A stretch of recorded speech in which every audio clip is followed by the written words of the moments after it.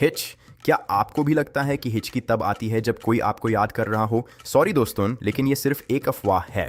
असल में हिचकी का सारा खेल आपके डायफ्राम मसल का है। जब आप बहुत जल्दी जल्दी खते हो या गुस्से में होते हो तो ये मसल चिड़चिड़ी हो जाती है और इरिटेट होकर झटके मारने लगती है। इस मसल के झटके की वजह से आपका वॉइस बॉक्स सडनली बैंड हो जाता है और वहीं से आती है वो अजीब सी HIC वाली आवाज़। बेसिकली आपका दिमाग और पेट एक दूसरे से कोऑर्डिनेशन में फेल हो गए हैं।